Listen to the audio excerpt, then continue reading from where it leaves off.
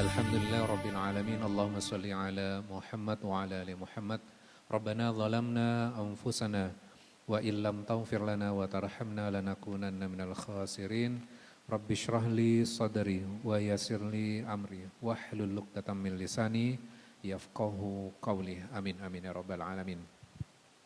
Dalam 30 menit ke depan kita akan belajar kembali satu surat yang disunnahkan oleh Rasulullah, yaitu surat Al-Kahfi. Hadisnya sudah populer, kita dengarkan. Apa hadisnya? Barang siapa yang membaca surat Al-Kahfi di hari Jumat, maka akan mendapatkan cahaya sampai Jumat yang akan datang. Bentuk cahayanya akan seperti apa? Apakah kita baca dari ayat 1 sampai ayat terakhir, kemudian tiba-tiba kita bercahaya gitu. Apakah seperti itu? Tafsir hadis tadi. Kita menghatamkan tanpa kita tahu apa yang kita baca, apakah kita akan mendapatkan cahaya? Maka kita harus mengkaji apa kandungan di dalam surat Al-Kahfi sehingga bisa menjadi panduan buat kita melangkah sampai Jumat yang akan datang. Jadi terang benderang itu kita melihat peristiwa dalam kehidupan kita. Nah, kita akan melihat secara struktur besar, kemudian kita akan masuk satu episode storytelling di dalam surat Al-Kahfi ini. Sebelum masuk ke dalam suratnya, pertanyaan saya gini, kenapa di dalam Al-Quran itu banyak storytelling ya?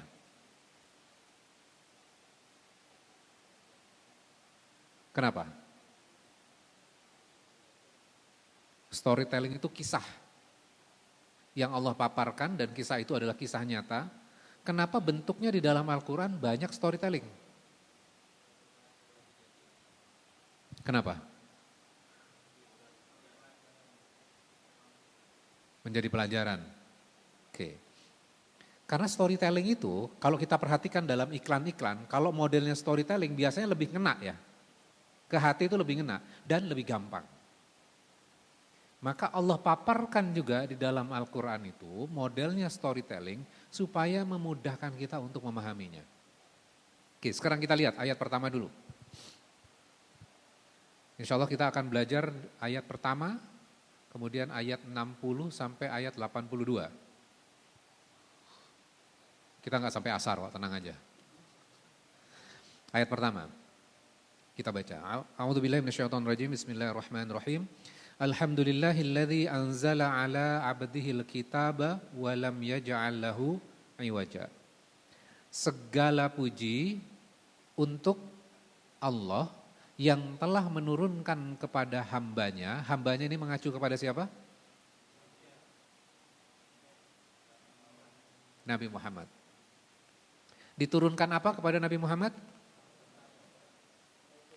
Alkitab, kitab. Jadi diturunkan kepada Nabi Muhammad kitab, walam yaj'al lahu iwaja. Yang di dalamnya tidak ada kebengkokan.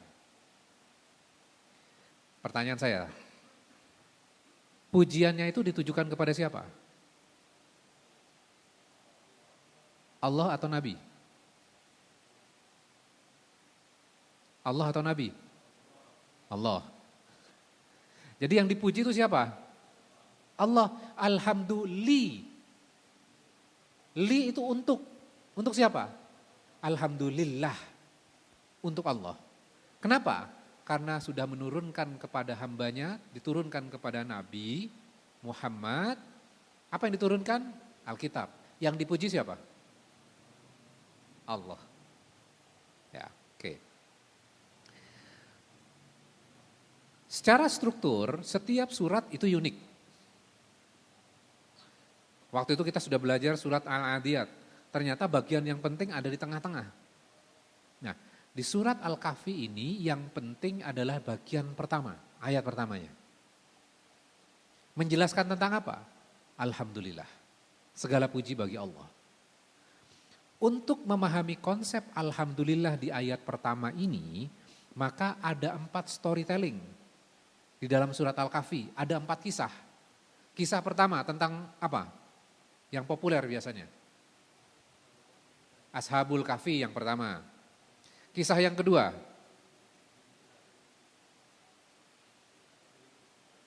Belum? Yang kedua, urut. Ada yang tahu? Maaf, apa? Anjingnya Ashabul Kahfi. Itu satu rangkaian. Pemuda-pemuda Ashabul Kahfi itu dalam satu story. Kalau anjingnya kan episodenya di dalamnya. Yang kedua, 2 pemilik kebun. Jadi Allah menceritakan 2 pemilik kebun. Kisah yang ketiga, baru kisahnya Nabi Musa yang bertemu dengan guru. Gurunya siapa? Nabi atau bukan? Khidir atau Nabi Khidir? Kok beda-beda ini? Ngajinya sama tapi beda. Ustadznya beda? Oke, saya tambahin lagi. Khidir, Ustadz Khidir atau Nabi Khidir? Nabi Khidir.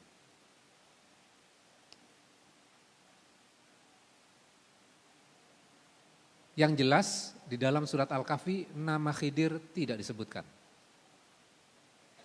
Jadi nggak usah gontok-gontokan dia nabi atau bukan. Namanya saja tidak disebutkan. Muncul Nabi Khidir itu atau Khidir munculnya di mana? Dalam kitab tafsir. Kalau dalam Al-Qur'annya surat Al-Kahfi tidak disebutkan sama sekali namanya. Kadang-kadang kan tertarik, wah Khidir saya mau ketemu Khidir. Mencari karena Khidir katanya masih hidup sampai sekarang. Ke Gunung Kidul lah, ke gunung macam-macam tuh. Untuk mencari ilmu namanya laduni katanya. Pernah mendengar itu? Ya. Nanti kita akan lihat ayatnya. Itu kisah yang ketiga. Kisah yang keempat. Ada yang tahu? Makan siang gratis. Yang keempat apa? Tentang Zulkarnain. Nanti ada episode Ya'juj dan Ma'juj. Jadi ada 4 kisah. Kisah pertama, Ashabul Kahfi. Yang kedua, 2 pemilik kebun. Yang ketiga, Musa dan Khidir. Yang keempat, Zulkarnain. Oke.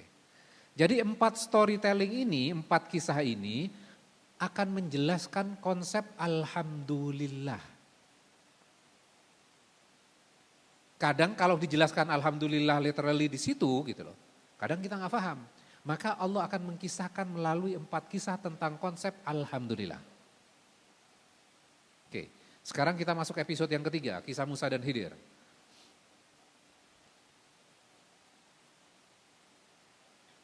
Ayat 60 sekarang. Silakan dibuka. Nabi Musa itu adalah pemimpin Bani Israel.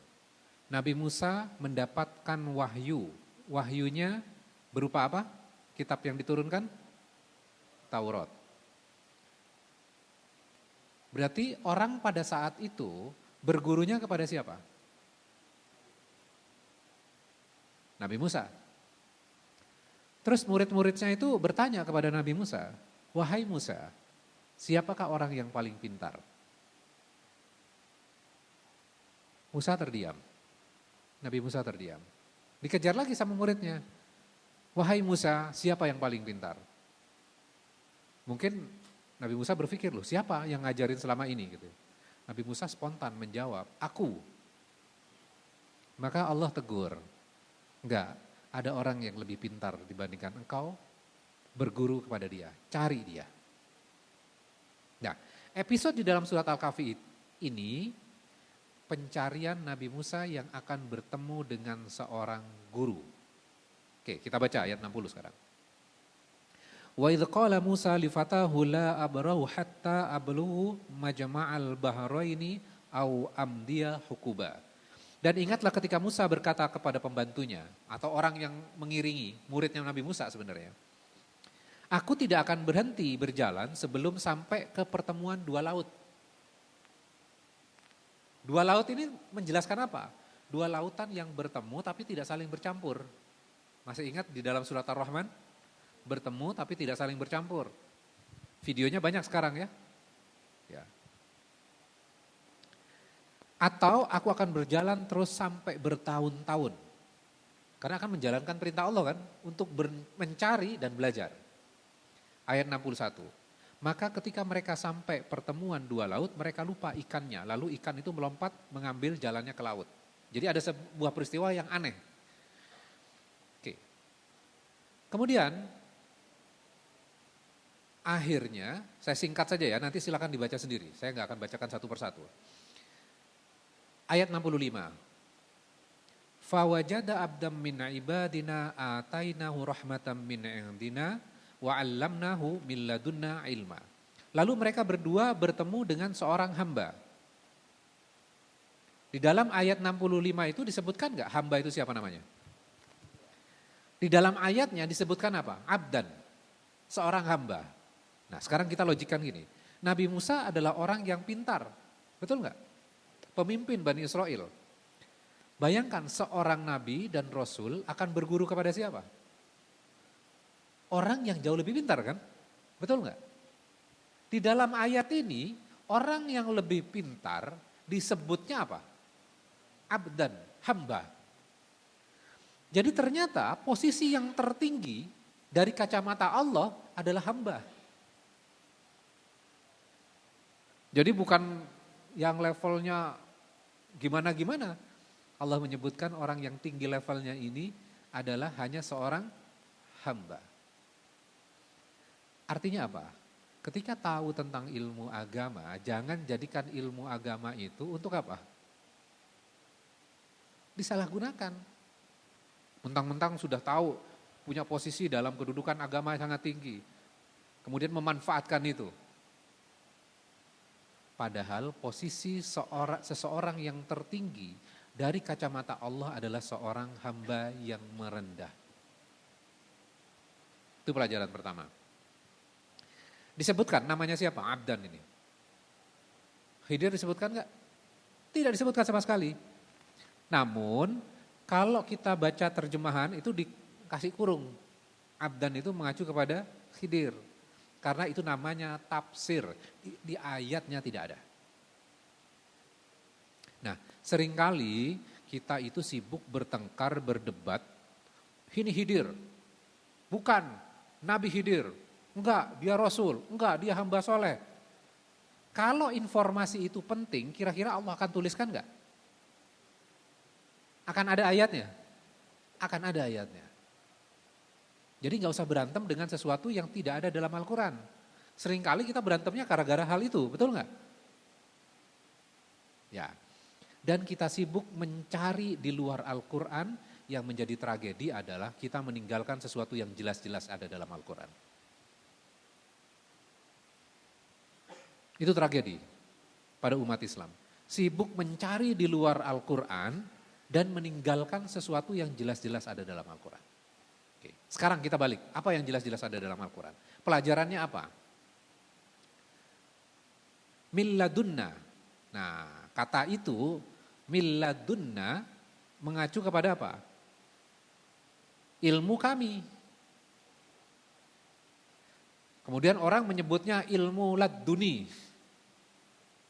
Ya, itu adalah ilmunya Allah yang diberikan kepada siapa? Ya sosok yang namanya Abdan ini. Ya kita sebut aja Khidir gak apa-apa. Oke. Kemudian Nabi Musa berkata ayat 66. Bolehkah aku mengikutimu agar engkau mengajarkan kepadaku yang telah diajarkan kepadamu untuk menjadi petunjuk. Nah, Nabi Musa akan belajar ilmu apa? Teori atau praktek? Teori atau praktek? Praktek. Jadi ngikuti Nabi Khidir, yang ngikutin Khidir, tapi nggak belajar teori, tapi belajar praktek kehidupan. Melihat realitas ilmu dalam kehidupan. Oke, berikutnya. Ayat 67. Khidir menjawab, sungguh engkau tidak akan sanggup sabar bersamaku. Assessment, penilaian yang dilakukan oleh Khidir kepada Musa, kamu nggak akan sanggup sabar. Yang dinilai ini siapa? Nabi Musa. Nabi Musa ini levelnya apa? Pemimpin, Nabi dan Rasul ya. Tapi Khidir mengatakan, kamu nggak akan sabar. Nabi dan Rasul loh, dibilang nggak sabar. Apalagi kita ya. Nabi Musa dikatakan assessment, penilaian, fit and proper test. Tidak sabar. 68 sekarang. Dan bagaimana engkau akan dapat bersabar atas sesuatu sedangkan engkau belum memiliki khubro. Khubro itu bukan pengetahuan, khubro itu pengalaman. Beda loh, pengetahuan sama pengalaman itu dua hal yang berbeda. Ilmu dan experience itu dua hal berbeda. Misalnya gini, kita punya ilmu sabar nggak? Udah belajar? Udah. Tapi ketika kita dihadapkan dengan realitas kehidupan, tiba-tiba kita nggak sabar. Padahal ilmu sabar ada di kepala kita. Betul? Ketika emosi meluap, kesabarannya hilang. Artinya apa? Kita punya ilmu sabar, tapi kita nggak punya pengalaman tentang sabar. Jadi dua hal yang berbeda ya. Oke. Jadi Khidir mengatakan, kamu nggak mungkin bersabar karena engkau tidak memiliki pengalaman. Jadi bukan ilmu ya. Bedakan, khubro itu kalau ilmu, ilm. Khubro itu di atas ilmu, pengalaman. Sudah punya ilmu dan punya pengalaman. Terus 69. Nabi Musa menggaranti, insya Allah engkau akan mendapati aku seorang yang sabar. Kira-kira gurunya mengizinkan enggak? Mengizinkan. Jika engkau mengikutiku, maka ada syaratnya. Syaratnya apa? Jangan engkau menanyakan kepadaku, jangan nanya kepadaku tentang sesuatu apapun sampai aku menjelaskan kepadamu. Jadi suruh ngikut aja. Syaratnya apa? Nggak boleh nanya, nggak boleh komen. Ya. Nggak boleh update di sosmed. Ya, yang terakhir tambahan. Jadi nggak boleh nanya, nggak boleh komen. Oke, kemudian akhirnya peristiwa pertama terjadi. 71. Mereka berjalan. Sampai akhirnya mereka menaiki perahu lalu melobangi. Naik ke atas perahu, mau nyebrang, numpang perahu nelayan, salah satu nelayan, numpang. Tahu bahasa numpang? Bahasa sekarang yang kerennya tuh nebeng. Ya. Kalau nebeng, yang punya ikut nggak? Harusnya ikut. Kalau yang punya nggak ikut, namanya nebeng atau bukan? Pinjem. Ya. Udah, nggak usah ngomongin politik. Jadi nebeng sebuah perahu. Tiba-tiba Khidir melobangi. Kira-kira responnya Nabi Musa apa? Ayat 71. Mengapa engkau melobangi perahu itu? Apakah engkau akan menenggelamkan penumpangnya? Sungguh engkau telah berbuat sesuatu kesalahan yang besar, kata Nabi Musa. Kesalahan enggak nih? Kesalahan bukan? Syaratnya tadi apa? Enggak boleh nanya, enggak boleh komen. Ini melebihi bertanya atau bukan nih? Statementnya Nabi Musa. Sudah melakukan judgment. Kemudian sang gurunya mengatakan, ayat 72 itu. Qala alam akul innaka lan tasta'iyya ma'iya sabra. Bukankah sudah kukatakan kepadamu, kamu gak akan sanggup sabar Udah dikasih tahu. Tadi katanya bilang insya Allah. Kan terbukti kan gak sabar. Kemudian Nabi Musa buru-buru minta maaf.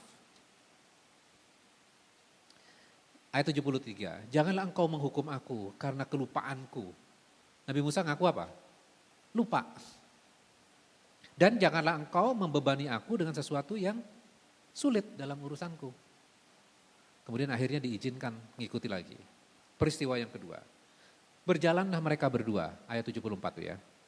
Hingga keduanya berjumpa dengan seorang anak kecil, ada yang menjelaskan anak muda. Kemudian sang guru ini tiba-tiba membunuhnya.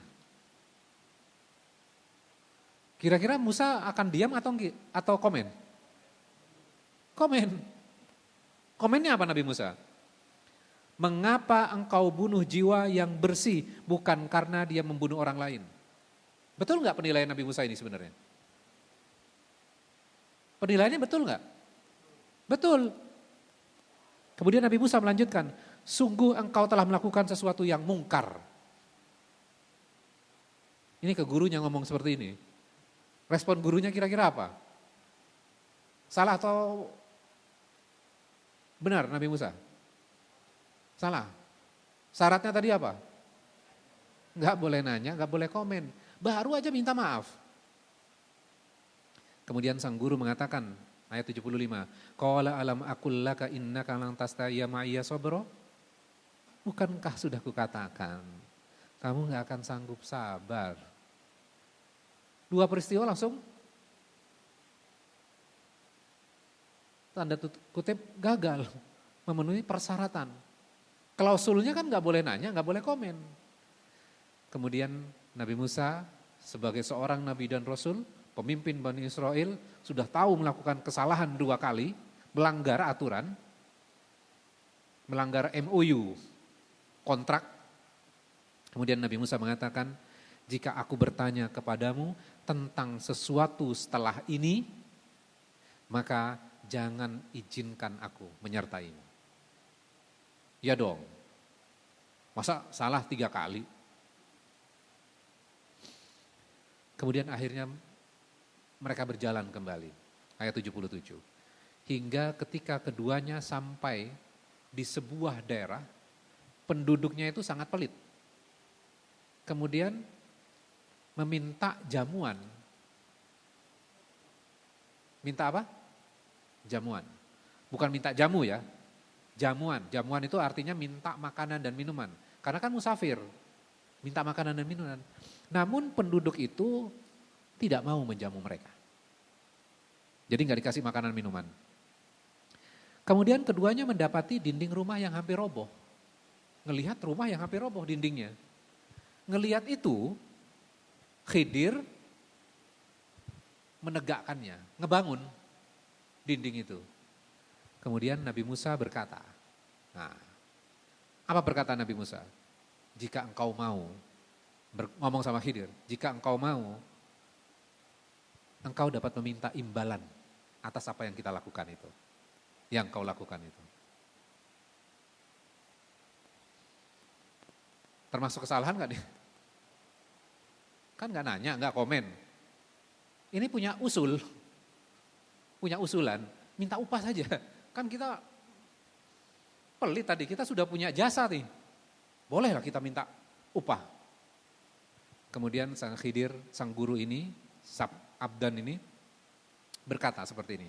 Ayat 78. Inilah perpisahan antara aku dan engkau. Bijak gak gurunya ini? Bijak. Aku akan memberikan penjelasan. Sekarang aku akan menjelaskan kepada engkau. Atas perbuatan yang engkau tidak mampu sabar terhadapnya.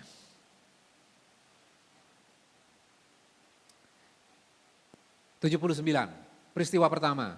Perahu tadi adalah milik orang miskin yang bekerja di laut. Aku bermaksud merusaknya karena di hadapan mereka ada seorang raja yang akan merampas setiap perahu. Jadi akan ada raja dan pasukannya akan merampas semua perahu yang masih kelihatan baik, bisa berlayar. Tapi kalau tenggelam kira-kira dirampas enggak? Kalau rusak dirampas enggak? Tidak. Nah, Apa yang kita bisa pelajari dari sini? Dilobangi tadi mencelakakan atau menyelamatkan? Saya ulang lagi. Perahu tadi yang dilobangi mencelakakan atau menyelamatkan? Menyelamatkan. Tadi Nabi Musa berkata apa?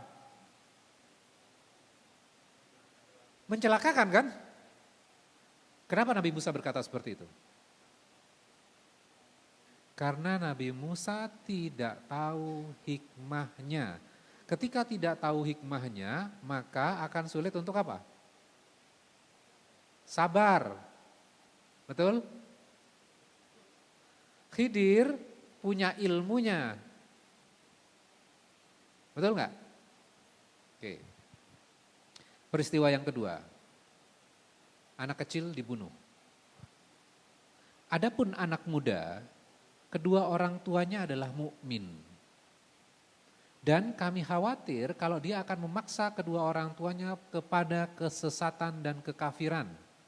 Kan ada model anak-anak yang saking sayangnya anak ini membawa orang tuanya kepada kekafiran. Ayat 81.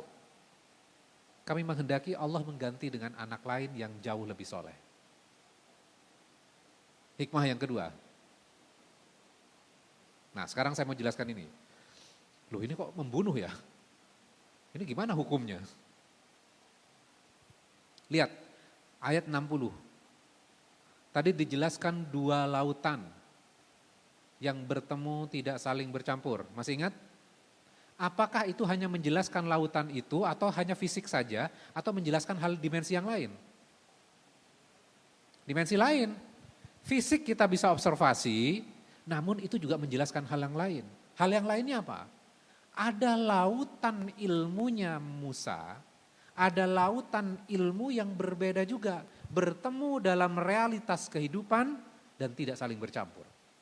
Tidak tahu tuh.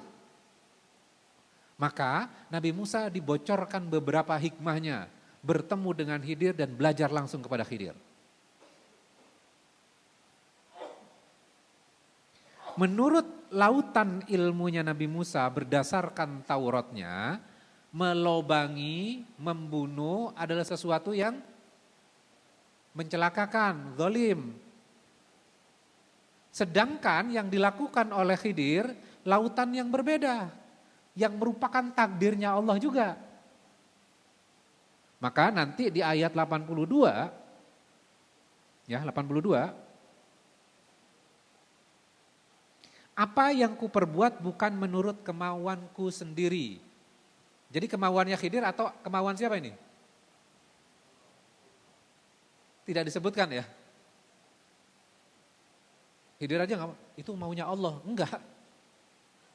Karena sopannya gitu loh. Akhlaknya seperti itu. Tapi kita tahu perintah itu datangnya dari siapa? Ketentuan takdir itu. Dilobangi, kelihatan mencelakakan, kemudian dibunuh, kelihatannya menyedihkan, serem, tapi itu lautan ilmu yang berbeda dengan dimensi kita. Kadang kita mengatakan ini enggak baik, ini buruk. Kenapa? Karena kita tidak tahu hikmahnya. Pernah enggak dalam kehidupan kita gini? Kenapa sih saya dilahirkan dalam keluarga miskin? Sedangkan teman saya di keluarga yang berada, enak sekali kehidupannya. Saya susah terus, orang tua saya susah, miskin, sekolah juga susah. Kemudian kita mengarungi kehidupan kita sampai pada sebuah titik, akhirnya kita bisa tumbuh menjadi pribadi yang kuat karena kesulitan-kesulitan itu. Setelah kita melalui itu semuanya, akhirnya ketika kita dewasa kita mengatakan gini, oh ternyata saya dilahirkan dari keluarga miskin itu baik buat saya. Hikmah itu datangnya duluan atau belakangan? Belakangan. Untungnya apa? Untungnya dunia masih berputar. Sampai ada lagunya tuh ya. Kadang kita berpikir yang menurut rencana kita itu adalah yang terbaik. Kalau berbeda sesuai dengan keinginan kita, maka kita mengatakan itu buruk. Kata siapa? Kita sombong kalau seperti itu, kita angkuh kalau seperti itu. Kita nggak percaya ada rencana Allah yang jauh lebih baik. Dan sesuatu yang terjadi pada kehidupan kita, yang kita anggap buruk, yang kita bisa pelajari dari ayat-ayat yang kita baca tadi, apapun yang terjadi dalam kehidupan kita yang kita nilai sekarang itu buruk, belum ada kebaikannya, percayalah pasti akan ada hikmahnya, pasti itu baik. Ketika kita berprasangka buruk, kira-kira kita akan bisa bersyukur gak kepada Allah?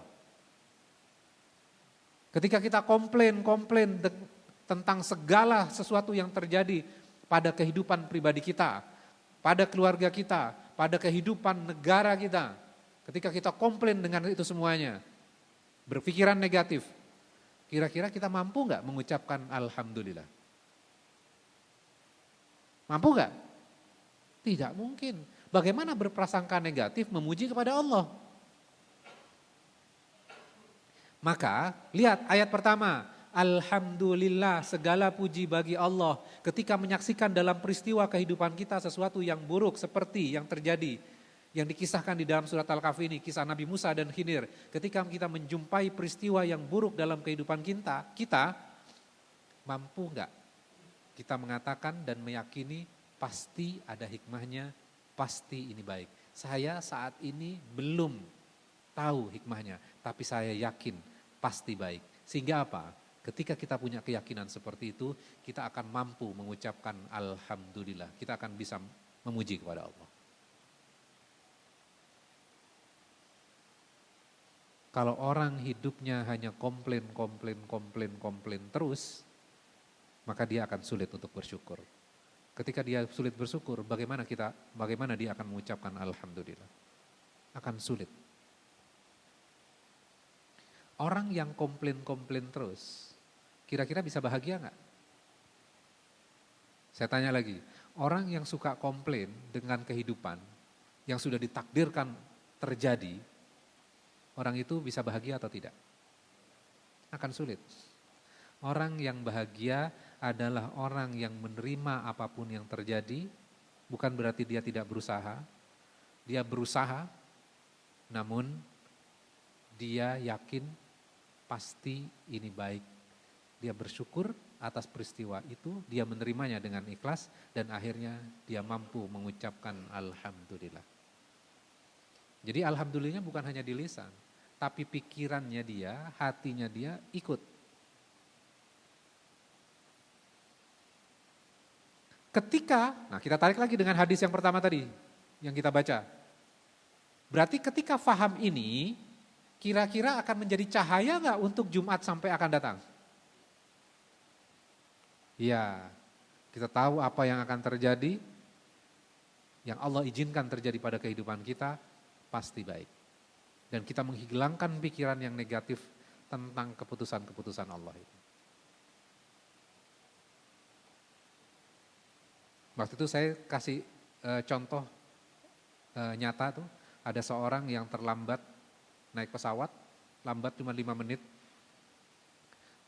gate-nya udah ditutup, dia nggak boleh boarding, udah telat 5 menit, dari Surabaya ke Singapura. Kira-kira dongkol nggak, kesel nggak? Kalau pesawatnya telat 1 jam, kita cuma dikasih roti 1. Giliran kita terlambat, ditinggal. Dunia nggak adil ya. Kemudian dia ngomel sepanjang perjalanan, dia pulang. Beberapa saat kemudian, dia dapat informasi pesawat yang harusnya dia ada di dalamnya mengalami kecelakaan.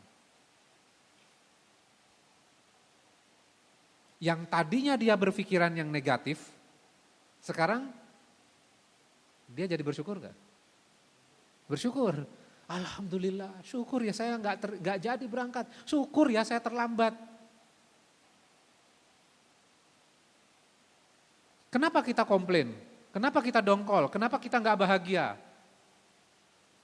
Karena kita berpikiran bahwa rencana kita adalah rencana yang terbaik, padahal ada rencana Allah yang jauh lebih baik dibandingkan rencana kita. Ketika kita tidak menerimanya, akhirnya kita kesel, dongkol, kita nggak bersyukur. Namun setelah tahu hikmahnya, baru apa? Alhamdulillah ya.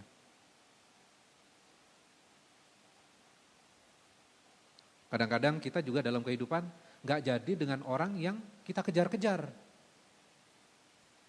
Dengan mantan nggak jadi, kesel. Ada yang ditinggal, ternyata dia nikah sama orang lain, kesel dongkol. Tapi setelah tahu hikmahnya, syukur dulu nggak jadi ya sama dia.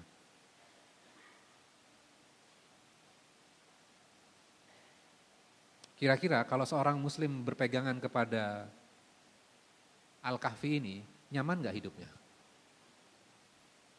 Nyaman. Udah cukup? Cukup ya? Baru satu. Ada berapa kisah? 4. Sisanya baca sendiri tadi ya, sampai ayat 82. Jadi mudah-mudahan apa yang kita pelajari hari ini menambah hasanah ilmu kita dan jadikan ilmu ini menjadi pegangan cahaya untuk kita mengarungi kehidupan kita. Setiap orang yang di sini pengalaman hidupnya berbeda-beda, jalan hidupnya berbeda-beda. Jangan samakan jalannya kita dengan orang lain. Setiap orang perjalanan berbeda-beda dan memaknai ayat ini pun tadabburnya juga akan berbeda-beda karena pengalamannya berbeda-beda. Tapi yang jelas adalah ujungnya harus nyampe kemana? Alhamdulillah.